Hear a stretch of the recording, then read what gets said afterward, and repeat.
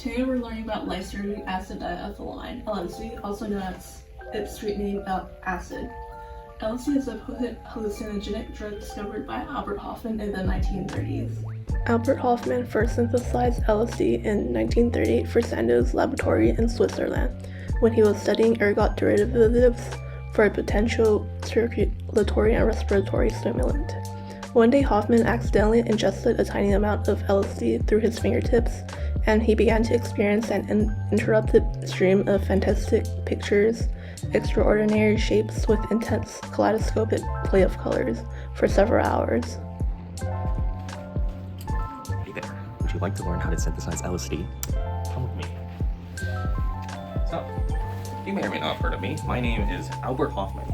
You may have heard me in your organic chemistry class. I helped make the Hofmann rearrangement, but I have also created LSD, which is what I have lured you in with. I actually figured out LSD accidentally when I was just sort of mixing different compounds together. And I didn't have my gloves on, which led for a wondrous walk home, but that's a story for another time. That's why we're putting on PPE, just because, this is some really hardcore stuff. So, how do we create LSD? We start off with this initial compound of 3-indopropionate acid. Take note of this carboxylic acid group. What we could then use that carboxylic acid group is undergo Friedel-Crafts acylation to create a ring, another 6-membered ring with a ketone on it. This is known as Cornfield's ketone. It's an intermediate, pretty important. What we can then do is treat it with these compounds here in order to go alpha alkylation, specifically at this carbon here, attaching to the nitrogen on this functional group here. This acetal can then be broken down back into its ketone form so that we could then undergo an intramolecular or alkyl condensation to form that final ring necessary for LSD. We can then take this same ketone, convert it into an ester, and then convert it into a carboxylic acid through ester hydrolysis, specifically so that we can finally react it with the appropriate amine to create our LSD final product. Thank you.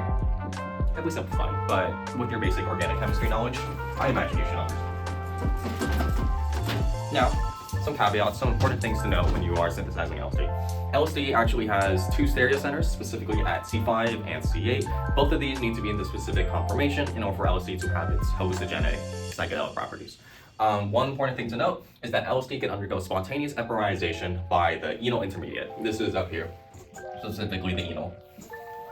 Right, and what happens is that the stereochemistry actually changes, specifically that C8 carbon, as it switches back and forth spontaneously. Additionally, you can have degradation to a naphthalene isomer. This is also pretty spontaneous. Right here is an indole, which is what LSD initially has. However, it can turn into this more stable naphthalene. And this is also irreversible. So you do not want that to happen. Make sure you store your LSD correctly. Additionally, you can have addition reactions across specifically this double bond. You can have the addition of a water molecule or even chlorine and also an alcohol group across that double bond. To prevent this, you want to make sure your LSD is dry. But also when you're forming LSD, make sure you also don't do it with tap water, which has been known to actually have chlorine inside of it, which will also lead to spontaneous degradation of your favorite psychedelic. Okay, in this clinical trial, we will be taking LSD for PTSD. LSD can be parted in liquid forms and placed on blotter paper or gel tablets. Today, we'll be taking a paper blotter of 100 micrograms. Before taking it, there are potential side effects.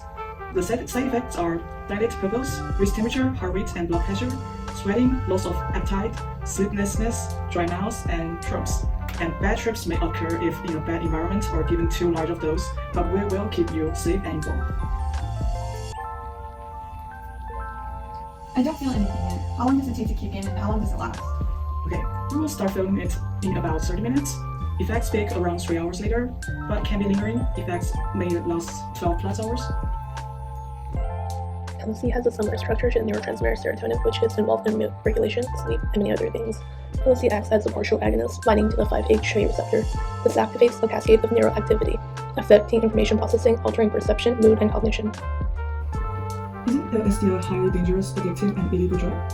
Yes, on the illegal part, it is currently a Schedule I substance in the United States, meaning all medical and recreational uses are not allowed. However, although it has some risk, it is actually not an extremely dangerous drug. Research has shown that it is actually less physically harmful and addictive compared to heroin or cocaine. It is not physically addictive, but it may be mentally, as people can grow dependent on it. Prior to LSD being categorized with addictive drugs like heroin and meth, it was viewed as a miracle drug. have the potential to treat mental illnesses and disorders. However, during the 1960s, politicians began to view this drug and the people using it as a cultural threat to their values and war efforts. Some may say that it's no coincidence that LSD was completely criminalized during the hippie movement and the Vietnam War. I heard someone went crazy and jumped out of their window and died after buying fake LSD. How are you sure you're really taking LSD? Well, there are ways to treat for fakes. Using an Ehrlich reagent testing kit is one way to reduce the possibility of ingesting fake LSD. Fake LSD is usually a synthetic hallucinogen called NEOME, which can be potentially fatal at high dosage. With the Ehrlich reagent, you can test your LSD tabs for indoles. LSD and other psychedelic drugs like DMT are indoles, while NBME is not. To test LSD using the Ehrlich reagent, you should cut off a small portion of your tab, place it on a plate, and put one droplet of the reagent on it. If the reagent turns various shades of purple, the tab does contain indoles, and you can assume that it is real LSD. However, if there is no color change, there are no indoles and it is fake LSD. If a reagent like this isn't available to you, remember, you can always take more, but once you've taken it, you can't take less. If you're unsure about the authenticity of your LSD, it is always a good idea to start slow and with a smaller dosage. It is also important to recognize the symptoms of an overdose so you can get proper help or help others. Still illegal in many states, and much more research is required to study its therapeutic benefits, long-term effects, and potential risks. Currently, there are ongoing psychiatric studies about LSD-assisted therapy to treat conditions like anxiety, depression, and PTSD. Researchers are also studying how LSD affects perception and emotion.